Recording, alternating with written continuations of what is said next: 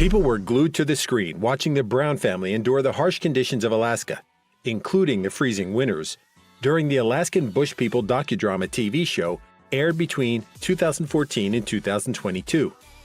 Amy and Billy, the patriarch and matriarch who lived in Alaska for decades, taught their 7 children to thrive in the mountainous regions of Chickagoff Island.